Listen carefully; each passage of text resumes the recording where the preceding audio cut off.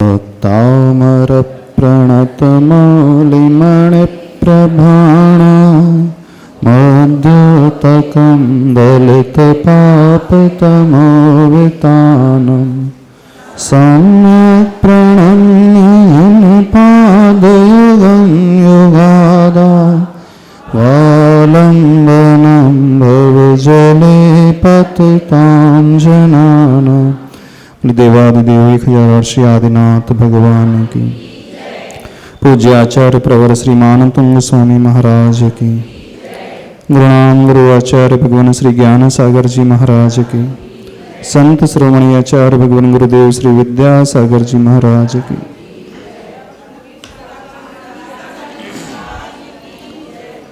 श्लोक नंबर 12, इसका उच्चारण करें।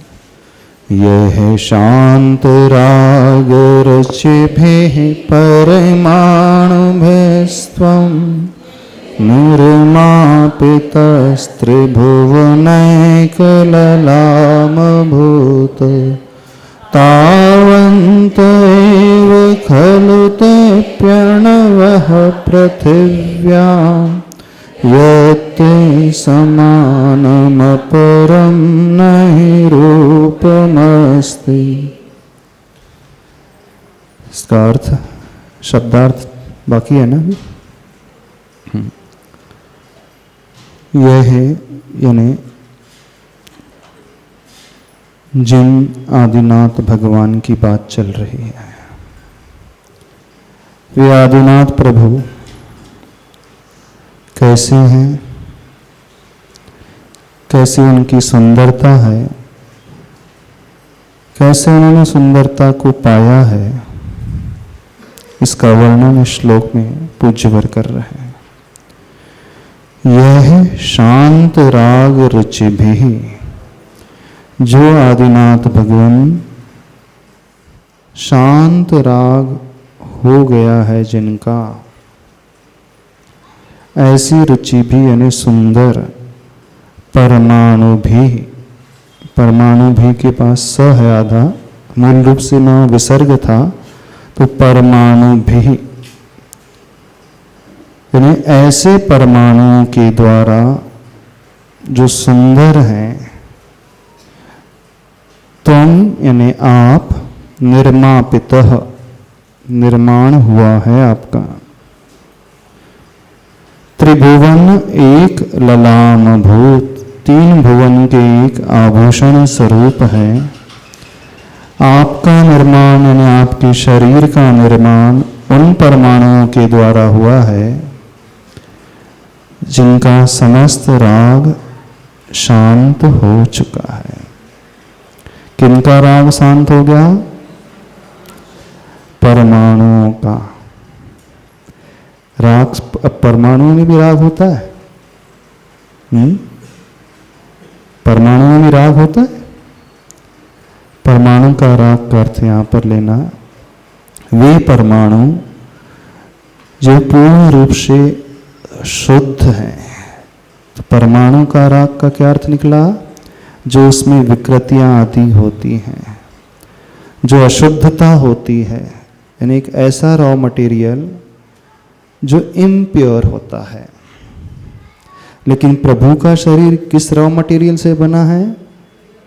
प्योर नहीं, प्योरेस्ट फॉर्म में है। तो यहाँ पे वह राग नहीं जो जीव में होता है। जब हम इसे परमाणु का विशेषण बनाएंगे तो ऐसे परमाणु से तीर्थंकर भगवान का शरीर बनता है जिसके भीतर किसी प्रकार का राग नहीं होता है, किसी प्रकार की कोई कमी नहीं होती है। जैसे स्वर्ण धातु है, जो कच्चा सोना मिलता है, इम्प्योर सोना मिलता है, उसमें बहुत सारी अन्य धातुएं मिली हुई होती हैं। पीतल है, तांबा है, जस्ता है, निकल है, चांदी है, बहुत सारी धातुएं उसमें मिली हुई होती हैं।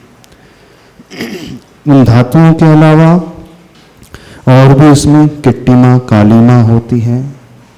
लेकिन एक वह सोना होता है जो 24 कैरेट का होता है, 24 कैरेट का, अथवा जिसे कहा जाता है 16 वाणी का स्वर्ण। नहीं, इतनी बार से 16 बार तपाया जाता है। इतने बार तपाने के पश्चात उस सोने से समस्त अशुद्धताएं दूर हो जाती हैं।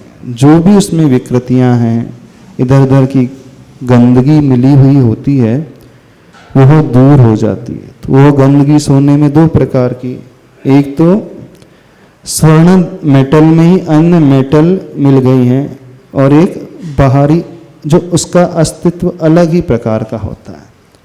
तो जैसे शुद्ध सोना होता है 24 कैरेट का, उसमें रंच मात्र भी 0.00001% भी इम्प्योरिटी नहीं होती। वैसे इतना 100% सोना मिल नहीं सकता। जो गोल्ड बार आती है उसमें भी लिखा रहता है 999.99, इतना ही लिखा रहता है। उसी को वो शुद्ध स्वर्ण मानते हैं। लेकिन प्रभु का शरीर कैसे बना है? ऐसे परमाणुओं से जो 100% शुद्ध है। तो वह रुचि भी परमाणु भी, सुंदर परमाणु।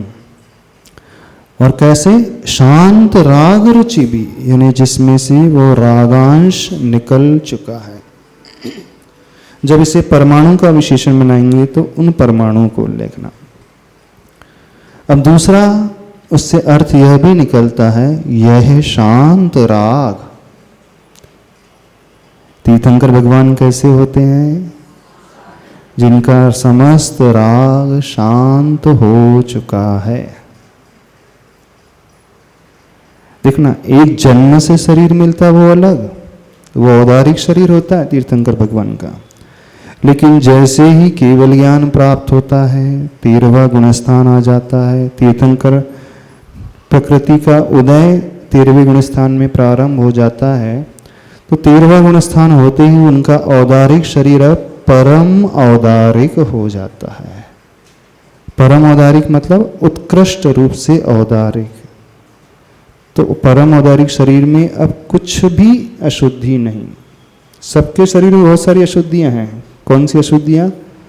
अनंतानंत जीव राशि निगोदिया जीव इस शरीर में भरे रहते हैं, भरे ही रहते हैं सबके। जैसे मेडिकल साइंस कहते हैं ना, बैक्टीरियाज रहते हैं, बहुत सारे बैक्टीरियाज होते हैं, कुछ वायरस भी होते हैं, न जाने कितने प्रकार के। कुछ सुप्त अवस्था में होते हैं, कुछ एक्टिव मोड में होते हैं। दोनों ही प्रकार के मोड में रहते हैं। कुछ पैसिव मोड में होते हैं, कुछ एक्टिव मोड में होते हैं। लेकिन इस शरीर के भीतर मल मूत्र गंदगी अनंत जीव राशि भरी रहती है। तो जन्म से जो तीर्थंकर भगवान का शरीर होता है, भले ही वह बहुत सुंदर शरीर होता है, लेकिन परम औदारिक नहीं होता है। परम औदारिक शरीर कब बनता है? जब 13वां गुणस्थान उन्हें प्राप्त हो जाता है। यानी जैसे ही घातिया कर्मों को वो नष्ट कर देते हैं, समस्त घाती कर्मों को, ज्ञानावर्णी, दर्शनावर्णी, अंतराय और मोहनी। सर्वप्रथम मोहनी, फिर ज्ञानावर्णी, दर्शनावर्णी और अंतराय। 4 घातिया कर्मों के नाश से क्या प्रकट हो जाता है? अनंत चतुष्टय उन्हें प्रकट हो जाता है। अनंत केवल ज्ञान, अनंत केवल दर्शन, अनंत वीर्य और अनंत सुख। ये 4 अंतरंग गुण उनकी आत्मा में प्रकट हो जाते हैं। इतना ही नहीं, और क्या हो जाता है? 13वां गुणस्थान होते ही अष्ट प्रातिहार रूपी 8 गुण भी उन्हें मिल जाते हैं। इतना ही नहीं, केवल ज्ञान के जो अतिशय 10 हैं वह भी 13वें गुणस्थान में प्रकट हो जाते हैं। और इसके अलावा देवकृत 14 अतिशय ये उन्हें प्राप्त हो जाते हैं। तो 46 में से मात्र 10 अतिशय केवल ज्ञान के पूर्व रहते हैं। बाकी 36 अतिशय जो है केवल ज्ञान होने के पश्चात प्रकट होते हैं। अब वो जो अतिशय प्रकट हो गए हैं, जो बाहर में दिख रहे हैं, लेकिन एक विशेषता और होती है, उनका शरीर परम औदारिक हो जाता है। परम औदारिक होते ही इस शरीर के भीतर रहने वाले जितने भी निगोदिया जीव राशि है वे निष्कासित हो जाती हैं, सब बाहर निकल जाते हैं। यानी सबसे सुंदर शरीर बाहर से भी नहीं भीतर से भी हो जाता है। तो जब इतना सुंदर शरीर हो जाता है तो उसमें से जो तेज प्रकट होता है वह करोड़ों सूर्य के तेज को भी हरने वाला होता है। लेकिन सूर्य का तेज, सूर्य का प्रकाश तो चुभने वाला होता है। आंखें देख नहीं सकती सूर्य को, लेकिन तीर्थंकर भगवान का जो तेज होता है आंखों को अच्छा लगने वाला होता है। जैसे चंद्रमा की चांदनी में हमारी आंखें बंद नहीं होती, हमें बहुत अच्छा लगता है ना देखने में, तो देखने में बहुत रुचिकर, लेकिन तेज सूर्य से भी अधिक, और एक सूर्य नहीं करोड़ों सूर्य के तेज से भी अधिक तेज तीर्थंकर भगवान के शरीर में होता है।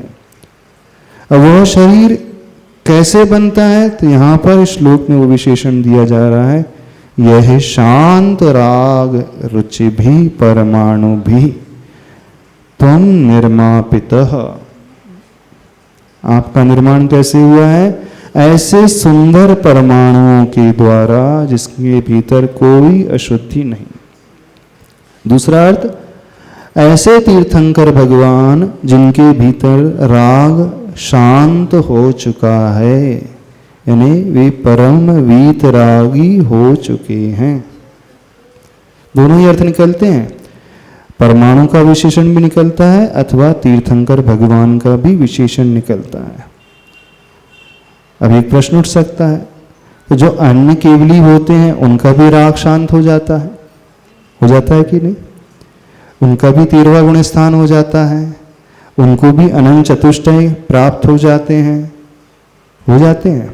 एक सामान्य केवली होते हैं जो तीर्थंकर नहीं होते हैं, जो मुनि महाराज बनकर के, कुछ डाउट है पूछना है ना? जो मुनि महाराज, सामान्य मुनि महाराज हैं, साधना करते हैं, 7वें गुण स्थान से ऊपर जब उनकी यात्रा शुरू होती है तो छपक श्रेणी पर चढ़ते हैं। छपक श्रेणी पर चढ़ने के पश्चात क्या कार्य होता है? तो सर्वप्रथम 9वें गुण स्थान से 10वें गुण स्थान तक सर्वप्रथम मोहनी कर्म का वह क्षय करते हैं। फिर 12वें गुण स्थान में जाकर के ज्ञानावर्णी, दर्शनावर्णी और अंतराय, इन 3 घातिया कर्मों को युगपत क्षय कराते हैं। ऐसे 4 घातिया कर्मों के नष्ट होने से अनंत चतुष्टय प्रकट हो जाते हैं। अब अनंत चतुष्टय में कोई अंतर नहीं है, इस बात को समझना। जो सामान्य केवली होते हैं ना, थोड़ा सा सिद्धांत का विषय रख देते हैं, बेसिक है, पता होना चाहिए सबको, क्योंकि प्रायः बहुत सारे श्रावक ऐसे होते हैं जब वो नमो अरिहंताड़म बोलते हैं तो अरिहंत किसे कहते हैं उन्हें ये नहीं पता होता है। अरिहंत का अर्थ सब क्या समझते हैं? तीर्थंकर भगवान, है ना?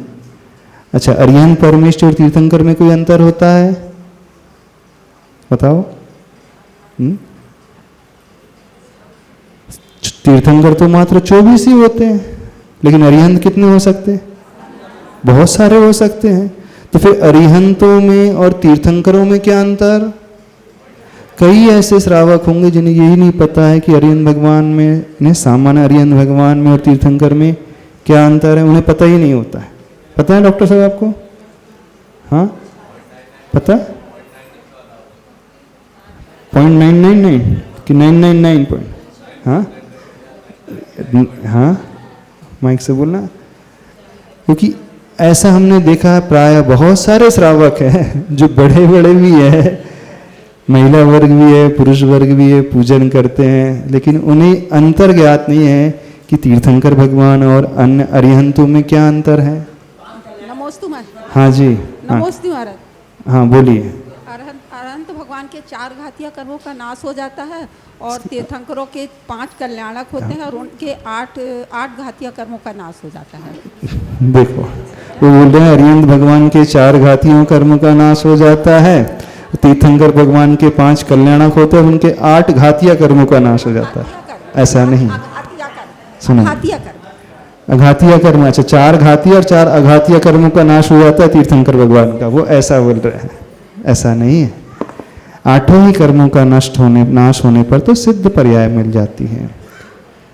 अब उसे ऐसे समझे, अरिहंत और तीर्थंकरों में अनंत चतुष्टय की अपेक्षा कोई डिफरेंस नहीं होता है।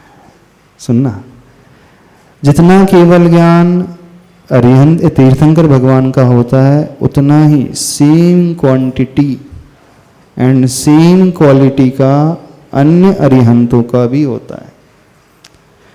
भगवान आदिनाथ स्वामी जी हैं और उन्हीं के शासन काल में उनके प्रथम गणधर वृषभसेन अथवा भरत चक्रवर्ती वो अरिहंत भगवान बन गए, अथवा बाहुबली भगवान जिन्होंने 4 घातियां कर्मों को नष्ट कर दिया। आदिनाथ भगवान का केवल ज्ञान और भरत भगवान बाहुबली के भगवान का केवल ज्ञान, दोनों में अंतर रहेगा?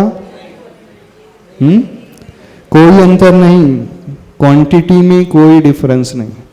क्या क्वालिटी में अंतर रहेगा? पता ना डॉक्टर साहब? हाँ, मोर और लेस सेम रहेगा, कुछ तो अंतर होना चाहिए। हाँ, आपका क्वेश्चन है कि भरत भगवान के केवल ज्ञान में और आदिनाथ भगवान के केवल ज्ञान में कुछ अंतर होना चाहिए।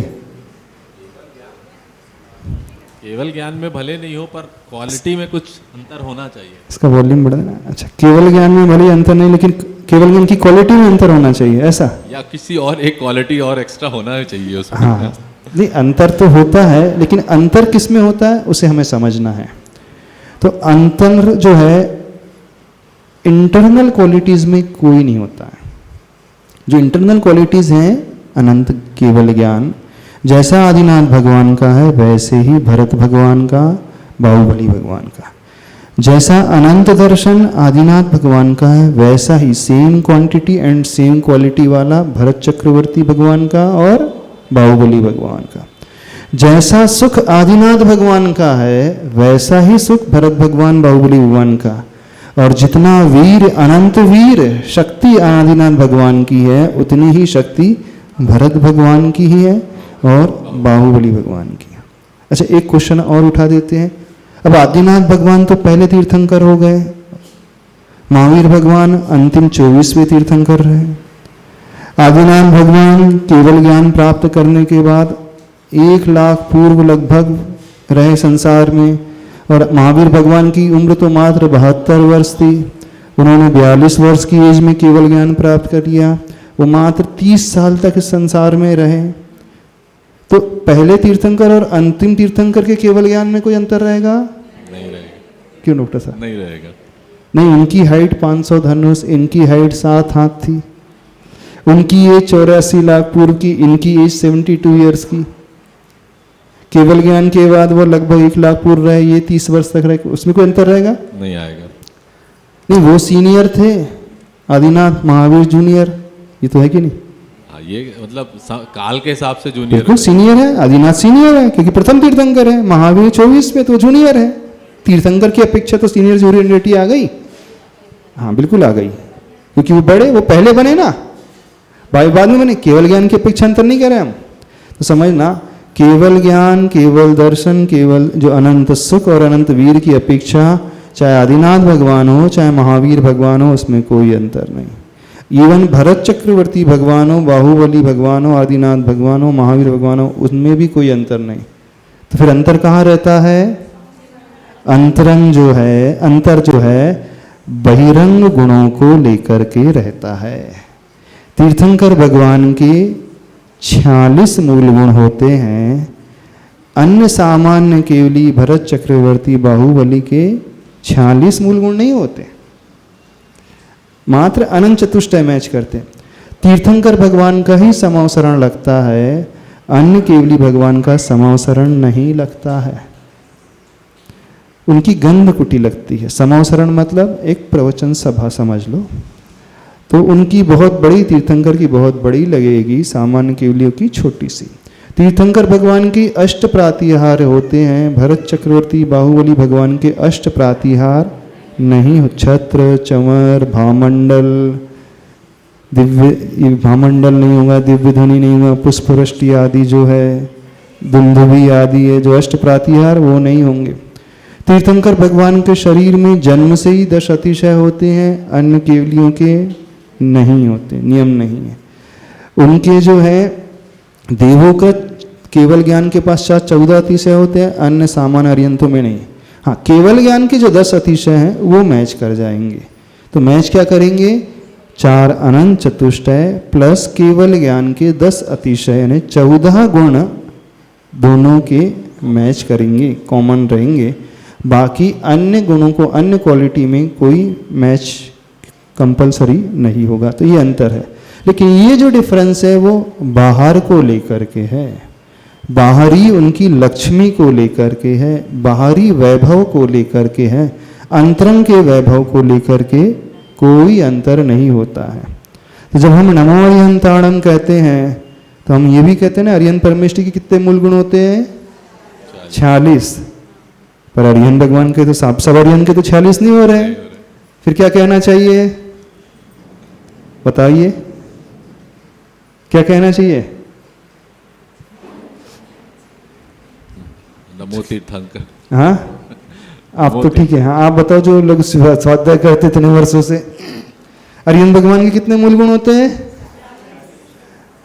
भरत चक्रवर्ती कितने मूल गुण है?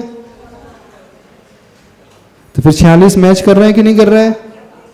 फिर क्यों कहा जा रहा है 46 मूल गुण वाले अरिहंत परमेष्टि?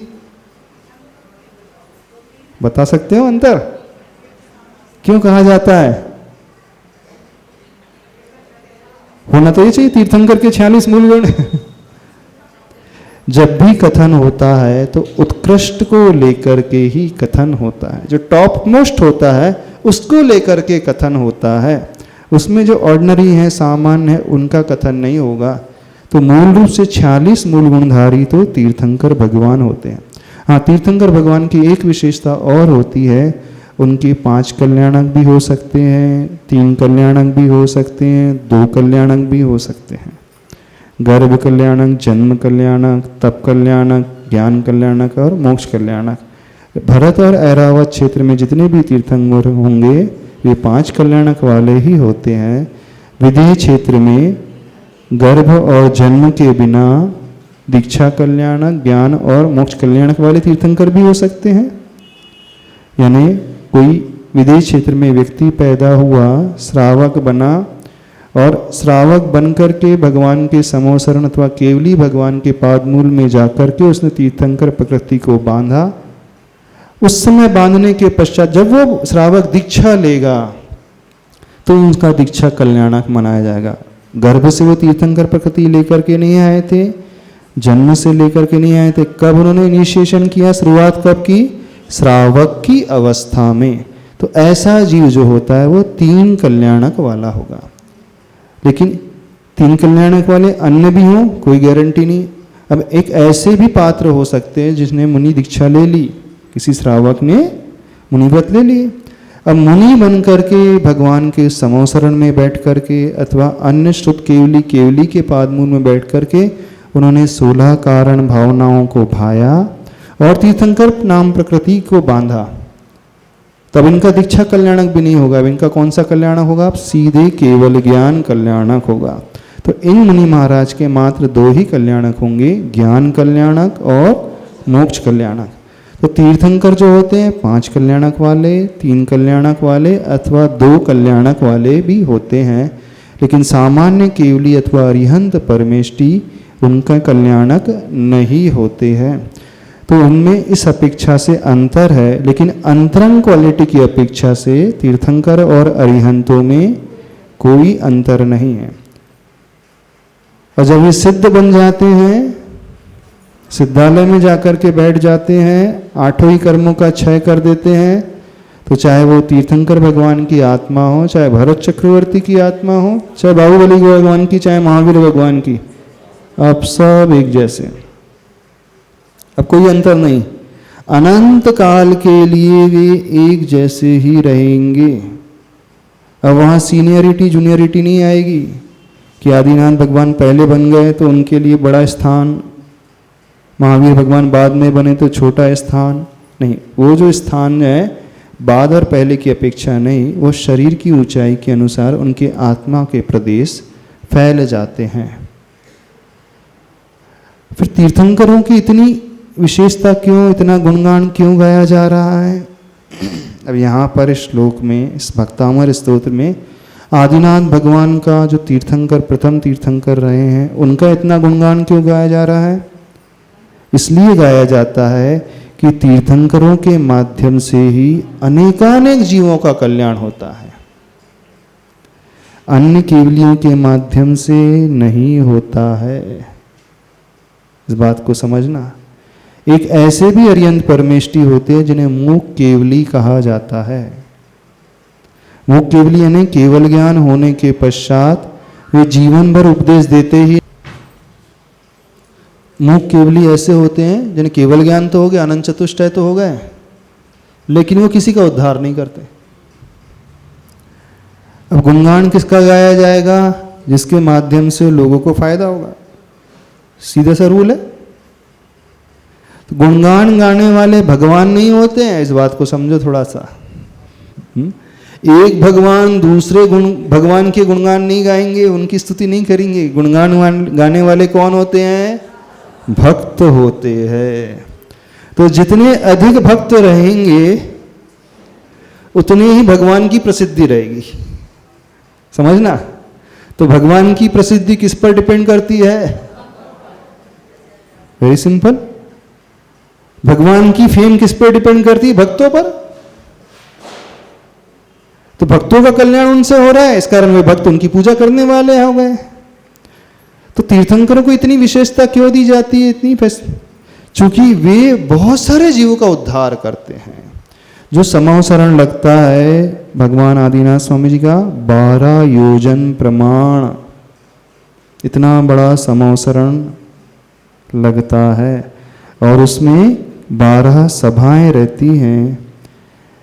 4 प्रकार के देव, वैमानिक जाति के देव, व्यंतर जाति के देव, भवनवासी देव, ज्योतिष जाति के देव, और 4 ही प्रकार की देवियां, वैमानिक, भवन, व्यंतर और ज्योतिष। तो 8 सभा तो देव और देवियों की हो जाती है। एक जो कोठा होता है वो किसका होता है?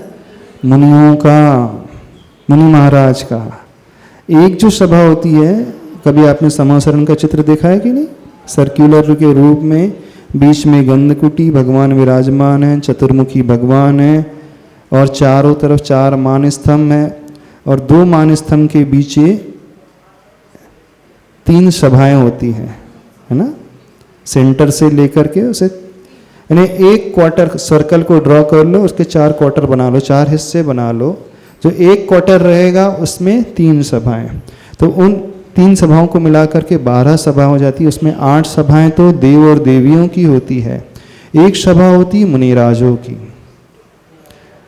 एक सभा होती है आरिकाओं की और श्राविकाओं की, कॉमन कोठा होता है। एक सभा होती है श्रावकों की, और एक कोठा होता है त्रियंचों का, पशुओं का।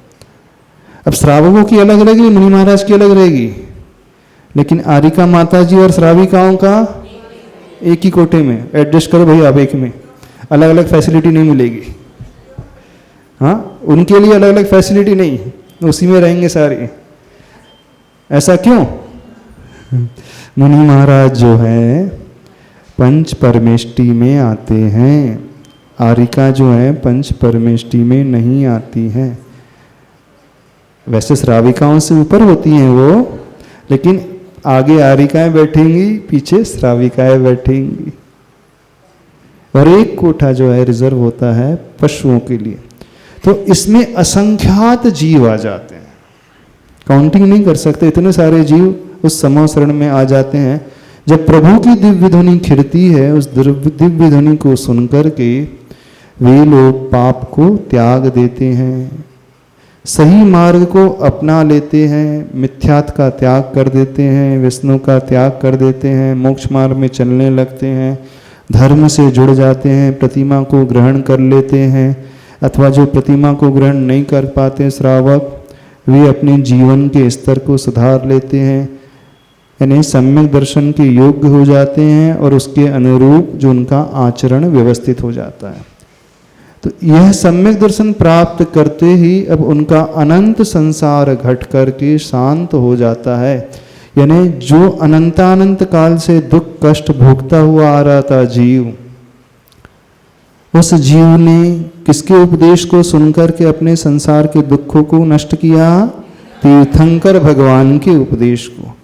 तो उनके उपदेश से प्रभावित होकर के इतने जीव अपना जीवन स्तर सुधार लेते, बदल लेते हैं, पाप से वे बच जाते हैं, फिर चतुर्गति में भी भटकते नहीं, नरक आदि गतियों में नहीं जाते हैं, पशु आदि गति में पैदा नहीं होते हैं। सम्यक दर्शन प्राप्त करके उनका उच्च गमन ही होता है, यानी उच्च गति में, शुभ गति में, देव की पर्याय में और उसके बाद मनुष्य की पर्याय में आकर के अच्छे पदों को प्राप्त करके, राजा आदि के पद हैं, चक्रवर्ती के आदि पद हैं, बलभद्र आदि का पद है, श्रेष्ठी का पद है, सारी सुख सुविधाओं को भोग करके फिर वे मुनि दीक्षा लेकर के अपनी आत्मा का कल्याण कर लेते हैं।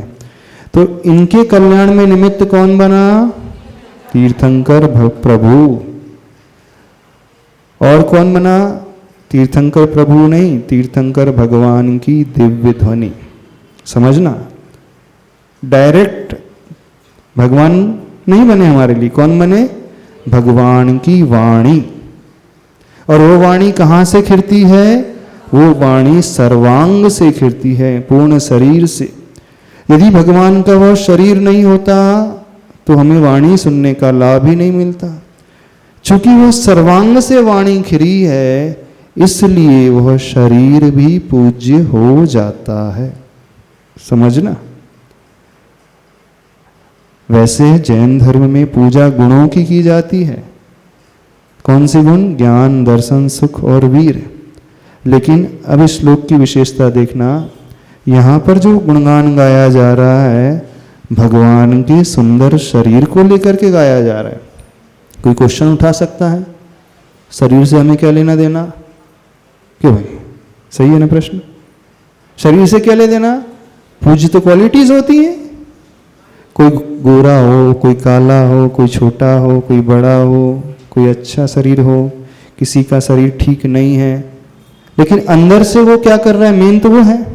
फिर भी यहाँ पे शरीर का गुणगान क्यों गाया जा रहा है? वो भी सुंदर शरीर को इसलिए गाया जा रहा है कि वो शरीर ही मीडियम बनता है उस दिव्य ध्वनि को उत्पन्न करने में। शरीर यदि नहीं होता तो वो दिव्य ध्वनि का पान हम नहीं कर सकते। उस दिव्य उपदेश को हम, दिव्य ध्वनि मतलब दिव्य उपदेश, उसे दिव्य ध्वनि क्यों कहा जाता है? वही ध्वनि, वही उपदेश ऐसा होता है जो कल्याणकारी उपदेश माना जाता है।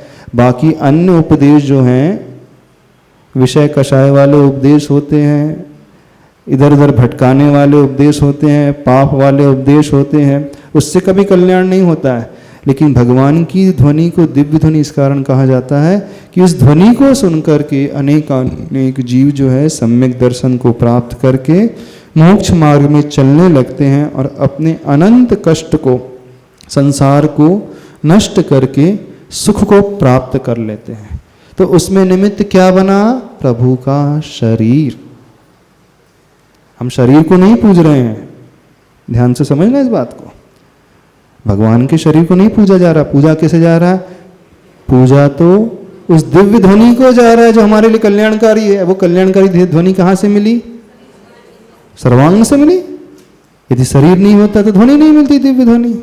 इसलिए शरीर पूजनीय हो गया। समझ में आ रही है बात? नहीं आ रही बात? तो भक्ति में कैसा कार्य किया जाता है? भक्ति में गुणों की भी पूजा होती है, भक्ति में प्रभु के शरीर की भी पूजा होती है। और तो और भक्ति में प्रभु के अष्ट प्रातिहार्यों की भी बात आ जाती है। उसे भी गुणों में रखा, मूल गुणों में रखा है। वो तो भगवान से एकदम पृथक। चलो शरीर को हमने कथनचित मान लिया, भैया वही यहाँ शरीर है, वही आत्मा है, दोनों में एक क्षेत्रावगाह संबंध है। वही एक संश्लेष संबंध को लेकर के जैसे दूध और पानी मिला हुआ होता है, वैसे ही उनकी आत्मा और शरीर मिली हुई है। तो वो शरीर अभी आत्मा से अलग नहीं है, अथवा आत्मा शरीर को छोड़ करके अलग नहीं रह रही है अपर्यंत अवस्था में। इस बार हम शरीर पूज रहे हैं। अभी यहाँ तो और एक कदम हम बढ़ गए। आचार्य भगवान बोल रहे नहीं, शरीर ही नहीं पूजो। किससे पूजो? उनके अष्ट प्रातिहार को भी पूजो। अब हम भगवान के सिंहासन को पूजे, भगवान के छत्र को पूजे, भावमंडल को पूजे, अशोक वृक्ष को पूजे, अरे पुष्प गिर रहे हैं उसको हम पूजे, ये भी कोई बात है भाई? पूजना चाहिए इन्हें। 46 मूल गुण में रखा है, तो 46 मूल गुणधारी प्रभु की पूजा होती कि नहीं होती है? कि अनंत चतुष्टयधारी प्रभु की पूजा होती है? 40 मूल गुणों की पूजा होती है। तो क्यों मूल गुणों को पूज्य नहीं बताया? चूंकि वह साधना उन्होंने अपने जीवन में की और उस साधना का परिणाम कि अष्ट प्रातिहार उन्हें मिले। तो पूजनी मूल रूप से वो अष्ट प्रातिहार नहीं है। किस निमित्त से अष्ट प्रातिहार उन्हें प्राप्त हुए, उस निमित्त को लेकर के हम उन 46 गुणों को, 10 अशरीर के अतिशय को अथवा अष्ट प्रातिहार को याद करते हैं, स्मरण में लेकर के आते हैं। वो शरीर से एकदम भिन्न होते हुए भी, और वो जड़ है, छत्र चवर धातु से बने हुए हैं, कोई जीवंत नहीं है, जड़ वस्तु है ना, जड़ वस्तु है ना। फिर भी हम जड़ की पूजा कर रहे हैं, चूंकि वह प्रभु के आश्रित हैं, तीर्थंकर भगवान के आश्रित हैं, तीर्थंकर प्रकृति के कारण वो प्रकट हुए हैं, इसलिए। फिर भी वो जड़ वस्तु पूजनी नहीं है, उसके पीछे छिपी हुई उनकी साधना रही है।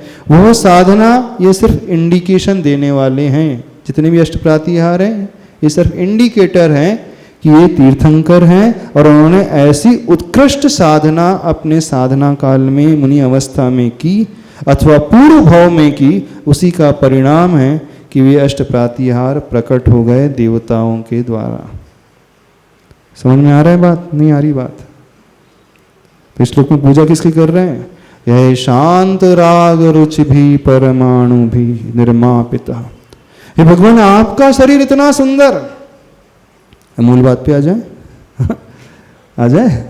आपका शरीर इतना सुंदर है। क्यों सुंदर है? चूंकि आपके भीतर से वो राग नष्ट हो चुका है। अब हम एक बात और कह रहे थे, अब अन्य केवली का भी तो राग नष्ट हो गया। उनका शरीर इतना सुंदर क्यों नहीं जितना तीर्थंकरों का? प्रश्न उठाओ आप लोग। प्रश्न उठता है आपके मन में? हाँ, प्रश्न उठता है मन में। अन्य केवली भी अनंत चतुष्टयधारी, तीर्थंकर भी अनंत चतुष्टयधारी। यहाँ पे सिर्फ आदिनाथ भगवान अथवा तीर्थंकर भगवान के शरीर को सुंदर बताया गया है कि हे भगवान, तीर्थंकर प्रभु आप ही का शरीर है जो उन परमाणुओं से बना है और किसी का नहीं। तो प्रश्न उठना चाहिए, वे भी केवली हो गए तो उनका शरीर इतना सुंदर क्यों नहीं? बताओ, बता सकते हो? कौन हमें बताएगा? इसके आगे का क्वेश्चन आ रहा दिमाग में। हाँ, कि उनको हितोपदेशी क्यों नहीं बनाया? क्या ऑथराइज नहीं थे वो उपदेश देने की या कल्याणकारी होने के? अच्छा, उनको हितोपदेशी पदपना क्यों नहीं मिला जो सामान्य केवली थे? हाँ, इसका उत्तर दे रहे हैं, बता रहे हैं। कौन हमें बताएगा? तीर्थंकर भगवान को इतना सुंदर शरीर क्यों मिलता है, अन्य केवली को क्यों नहीं मिलता? जबकि अंतरंग में कोई अंतर नहीं है, गुणों में कोई अंतर नहीं है। यहाँ पे लिखा ना, यह शांत राग, तो उनका भी तो राग शांत हो गया 10वें गुण स्थान के पश्चात। उन्होंने भी तो साधना की है भाई, उन्होंने साधना नहीं की क्या? उन्होंने भी मोहनी कर्मों को नष्ट किया है कि नहीं? बता सकते हैं हमें कोई? बोलना। क्योंकि जन्म से ही उनके 10 अतिशय होते हैं। जन्म से 10 अतिशय होते हैं, इसलिए तो ये कौन सी बात हो गई? अरहंतों की और सब सामान्य केवली के नहीं रहते। नहीं, यहाँ पे देखो, अभी जो लिखा गया श्लोक उसे पकड़ो। क्या लिखा है? यह शांत राग रुचि भी। हे प्रभु आदिनाथ भगवान, जिनका राग शांत हो गया है उन्हीं का शरीर परमाणु, सुंदर परमाणु से बनता है। तो केवलियों का भी तो राग शांत हुआ है कि नहीं? उनका मोहनी कर्म का भी अभाव हुआ है, लेकिन इन्हीं के लिए वो शरीर क्यों मिल रहा है, अन्य केवलियों को क्यों नहीं मिल रहा? बताओ। अच्छा, उन्होंने तीर्थंकर प्रकृति बांधी है, अन्य केवलियों ने नहीं बांधी है। पूर्व में बांधी है, इन्होंने नहीं बांधी। अब समझना क्यों इतना सुंदर शरीर मिला है, क्योंकि उस जीव ने संसार के समस्त प्राणियों के कल्याण की भावना शुरू से भाई है। केवली अन्य भी बने गए, लेकिन उन्होंने जो भावना भाई है मुख्य रूप से आत्म कल्याण की। भाई मुझे तो अपना कल्याण करना है, अंतर समझना, हमें तो अपना कल्याण करना है। मैं बहुत भटक चुका हूं, 4 गतियों में, नरक गति में जा चुका हूं, तिरंग गति में कई बार जन्म लिया। हे प्रभु, वो दिन कब आएगा जब मैं इन गतियों से ऊपर उठूंगा। आत्मकल्याण की भावना वो भर है। लेकिन एक ऐसे भी जीव होते हैं कुछ संसार में इस प्रकार के, वो आत्म कल्याण के साथ साथ, बल्कि आत्म कल्याण को हम गौण कर दे, जो सर्वप्रथम संसार में चारों तरफ जगह जगह हर जगह दुखी जीव नजर आ रहे हैं। एक भी जीव सुखी नजर नहीं आ रहा। हे प्रभु, इनके कष्ट कब दूर हो, इनके दुख कब दूर हो। कोई तो ऐसा पल आ जाए जो सबके कष्टों को दूर कर दे। बस ये भावना अंतरंग से वो भाते रहे, हमेशा भाते रहे। और इस भावना के कारण तीर्थंकर प्रकृति का वो बंद कर लेते हैं, और इसी भावना के कारण वो इतने सारे जीवों का कल्याण कर पाते हैं। इसी भावना का जब उदय आता है तो इतने सारे जीव उनकी सभा में आ जाते हैं। वो आपने किया प्रश्न किया कि अन्य केवल हितोपदेशी क्यों नहीं।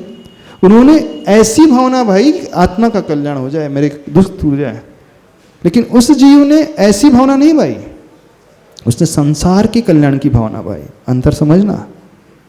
पूज्य गुरुदेव ने एक बहुत सुंदर हाइकू लिखा है, दुखी जग को तज, क्या, दुखी जग को तज, कैसे तो जाऊं मोक्ष सोच, यह सोचता। दुखी जग को तज, कैसे तो जाऊं मोक्ष, यह सोचता। क्या अर्थ है इसका? आचार्य भगवान क्या सोच रहे हैं? इस संसार को जो बड़ा दुखी है, तज यानी त्याग करके मैं कैसे मोक्ष चले जाऊं। अर्थात उन्हें मोक्ष जाने में भी कष्ट हो रहा है। आचार्य भगवान क्या भावना भा रहे हैं? मैं मोक्ष क्यों चले जाऊं? इतने सारे दुखी जीव हैं पूरे संसार में, भरे हुए, जहां नजर उठाओ वहीं दुखी। और यदि हम मोक्ष चले जाएंगे तो फिर इनका कैसे उद्धार होगा, कैसे इनका कल्याण होगा? इनका कल्याण पहले होना चाहिए, भले ही हमें मोक्ष ना मिले तो भी चल जाए। कौन सी भावना भाई जा रही, समझना। भले ही हमें मोक्ष ना भी मिले तो भी चल जाएगा, लेकिन इतने सारे जीवों का उद्धार कैसे हो, कैसे ये ऊपर दुखों से उठ सके, कष्टों से ऊपर उठ सके। हे प्रभु, वो क्षण कब आएगा? यानी ये भावना कहलाती है तीर्थंकर नाम कर्म प्रकृति को बांधने वाली भावना। समझना। आचार्य भगवान की जो भावना बहुत उत्कृष्ट भावना है, इसलिए आचार्य भगवान सामान्य व्यक्तित्व नहीं है। आचार्य भगवान आने वाले समय में भावी तीर्थंकर ही है, ये मानना। बिल्कुल वे भावी तीर्थंकर ही हैं।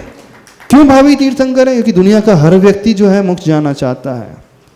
वो क्या बोलता है? दुख खो कम्म खो वही लाओ सुवई वमनम समाही मरणम जिंगुन संपत्ति हो मज्जम।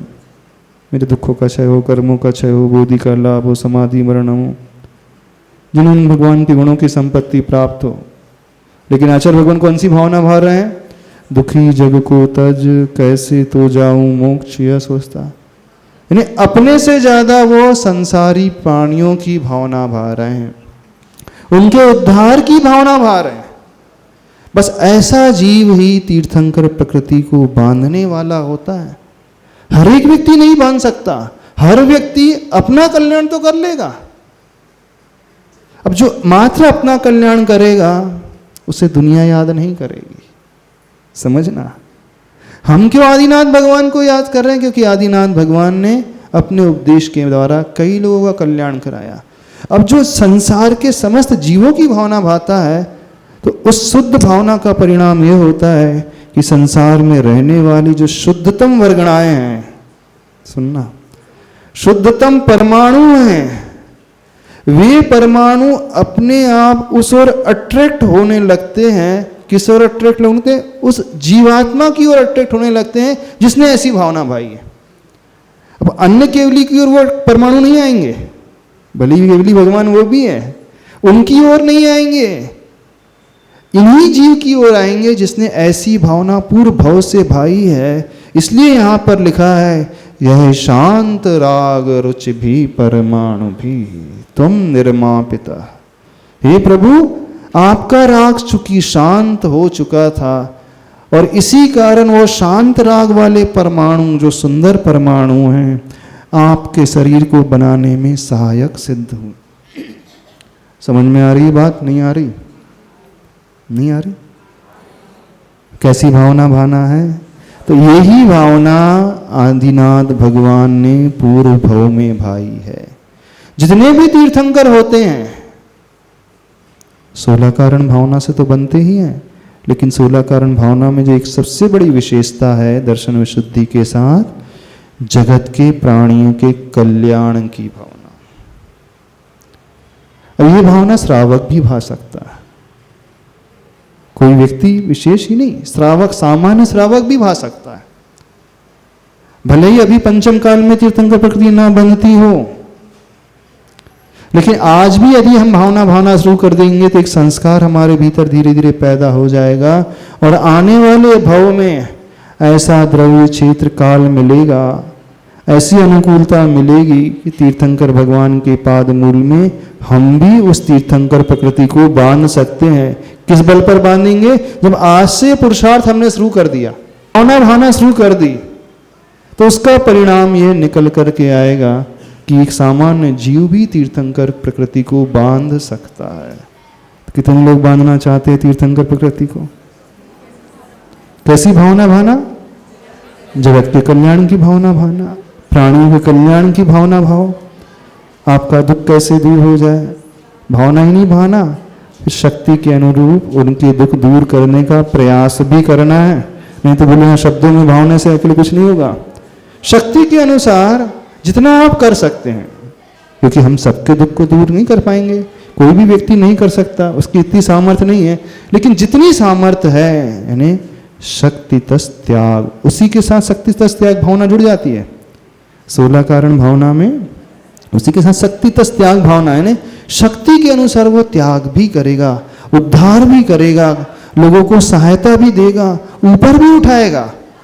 यानी जगत कल्याण की भावना भाने का ये परिणाम है। ये छोटा मोटा कार्य नहीं है, बहुत बहुत महान कार्य है। और पूज्यवर गुरुदेव इस पंचम काल में रहते हुए भी ऐसी भावना हमेशा भाते रहते हैं, और उसी का परिणाम है हम भारत देश में देख सकते हैं। गरीबों के लिए वो कैसे उद्धार के कार्य कर रहे हैं, बालिकाओं के लिए कैसे उद्धार के कार्य कर रहे हैं, समाज के लिए कैसे उद्धार के कार्य कर रहे हैं, क्षेत्रों के लिए कैसे उद्धार के कार्य कर रहे हैं, जो उनके पास पहुंच जाए उनके लिए उद्धार के कार्य कर रहे हैं। मनुष्य ही नहीं, जैन ही नहीं, पशुओं के लिए भी अभयदान दे करके उनके उद्धार के कार्य, यानी वो गौशाला आदि दयोदय के माध्यम से उनके उद्धार का कार्य है। सिर्फ सोच ही नहीं रहे, देखना आचार्य भगवान ने मात्र सोचा ही नहीं है, अपनी सोच को उन्होंने इम्प्लीमेंट किया है, अपनी सोच को उन्होंने आचरण में लेकर के ढाला है, ये कहा जा रहा है। तब ऐसा ये भव्य जीव निकल करके आता है, ऐसा भव्य जीव होता है जो भविष्य में 12 सभाओं के को संबोधित करने वाला और तीर्थंकर नाम प्रकृति का उदय प्राप्त कराने वाला होता है। तो उसको ऐसा सुंदर शरीर मिल जाता है और वह शरीर अपने आप पूजनीय हो जाता है। समझ में आ रही बात? नहीं समझ में आ रही? क्या समझ में आया? भगवान का सुंदर शरीर क्यों है? क्यों मिला सुंदर शरीर? अभी इतने ही कारण नहीं, इसमें और भी कुछ कारण है। जगत कल्याण की भावना का तो है, उसमें और भी कुछ कारण है। पहले श्लोक का पहले शब्दार्थ पूरा कर ले हम, नहीं तो फिर श्लोक की फिर वो 2 लाइन नीचे वाली रह ही जाएगी, फिर टाइम पूरा हो जाएगा। इसके बाद फिर क्या कहा, तावंत एव खलु ते प्रणवः पृथिव्याम यत्ते समानमपरम नहि रूपमस्ति। तावंत यानी उतने, एव यानी ही, खलु यानी निश्चय से, ते अपि संधि हो गई है, ते अपि और अणवः, इन तीनों की संधि हो गई तो क्या बन गया, ते प्रणवः, यानी उतने ही निश्चय से उतने ही परमाणु अणु पृथिव्याम यानी इस पृथ्वी लोक में हैं थे, यत ते समानम अपरम नहीं रूपम अस्ति, यानी आपके समान और किसी का रूप नहीं बना। क्यों नहीं बना, क्योंकि संसार में इस पृथ्वी में मात्र उतना ही रॉ मटेरियल था जिससे आपका शरीर बन सके, उसके अलावा कोई रॉ मटेरियल बचा ही नहीं। अब शरीर, सुंदर से सुंदर शरीर बनाने के लिए कुछ चाहिए तो सही कि नहीं चाहिए, बस इतने ही परमाणु थे, इससे ज्यादा एक भी ज्यादा नहीं थे। और कोई चाहे कि नहीं मेरा शरीर भी इतना सुंदर बन जाए, बचा ही नहीं। हाँ, गजब की आचार्य भगवान की चिंतन की धारा, गजब की कल्पना है। देखो ये इतने ही परमाणु इस पृथ्वी लोक में, इससे ज्यादा परमाणु है ही नहीं, भगवान क्या करें। क्योंकि अच्छा माल कम ही होता है ना, बेस्ट हमेशा बहुत कम क्वांटिटी में ही होता है, नहीं है ना। अल्टीमेट जो होता है वो और कम क्वांटिटी में होता है, क्योंकि जो बेस्ट होता है, अल्टीमेट होता है, वो एकदम टॉप में होता है, और टॉप जो होता है वो पिन पॉइंट होता है। शिखर का टॉप देखा है, शिखर के ऊपर कलश, कलश का ऊपर वो एकदम टॉप। शिखर का दायरा नीचे से बहुत बड़ा होता है, लेकिन जो टॉप में पहुंच गया उसका हिस्सा बहुत पिन पॉइंट छोटा सा ही। अब उतने स्थान में भीड़ तो आएगी नहीं, कलश के ऊपर कितने लोग आ सकते हैं, एक आध भी आ जाए तो बहुत है, जगह ही नहीं है जगह तो नीचे ही रहती है, भीड़ तो हमेशा नीचे ही रहती है, ऊपर तो हमेशा स्पेस बहुत कम रहता है, क्योंकि उस स्पेस में बहुत कम ही लोग पहुंच पाते हैं, उससे ज्यादा क्षेत्र ही नहीं बचता। समझ रहे हो कि नहीं। तो जो एकदम यूनिक होता है, अल्टीमेट होता है, टॉप मोस्ट होता है, उनकी संख्या हमेशा कम रहती है, उस व्यक्ति की संख्या भी कम रहेगी, और उस व्यक्ति का निर्माण जिससे होगा उस मटेरियल की संख्या भी बहुत यूनिक रहेगी। भगवान का शरीर, भगवान अपने आप में यूनिक है, उनका शरीर भी यूनिक है, उनका क्षेत्र भी यूनिक है, उतना ही कम है, और उस क्षेत्र में जितना आ सकता है वो परमाणु भी उतने ही है, उससे ज्यादा है ही नहीं। कोई क्वेश्चन कर सकता है ज्यादा क्यों नहीं होते भाई, क्यों नहीं ज्यादा, क्योंकि बेस्ट चीज हमेशा बहुत लिमिटेड ही होती है। जो अल्टीमेट मॉडल बनते हैं बहुत लिमिटेड एडिशन में बनते हैं, है ना।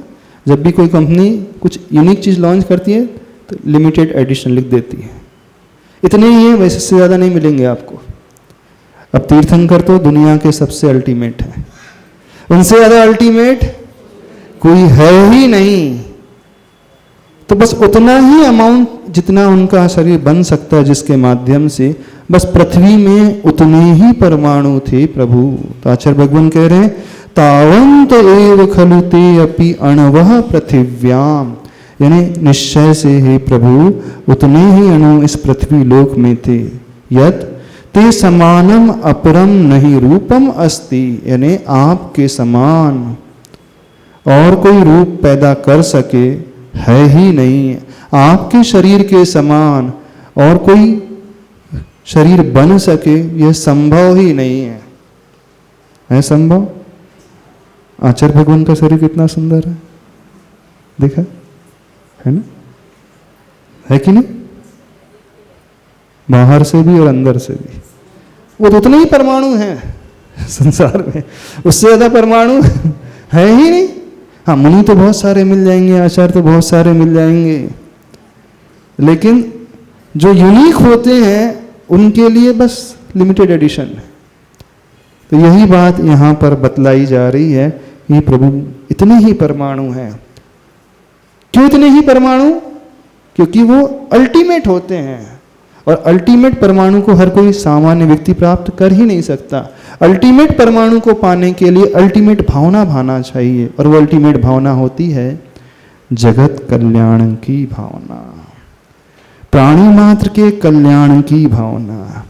तो दुखी जग को तज, कैसे तो जाऊं मोक्ष यह सोचता।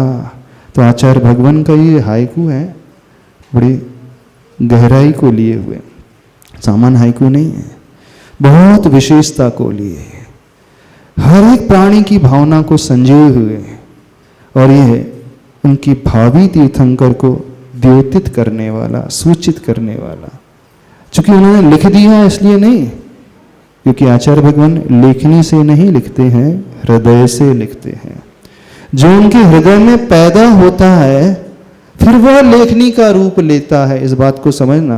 दुनिया में बहुत सारे लेखक होते हैं, वो अपने चिंतन से लिख देते हैं, लेकिन कुछ ऐसे महान लेखक होते हैं वो लिखते बाद में हैं, पहले से जीते हैं। तो उन्होंने जो जिया है, हृदय को तदनुरूप बनाया है, और जब इस प्रकार से उन्होंने बनाया है तब कहीं जाकर के वो लेखनी के स्वरूप में उतर करके आया है।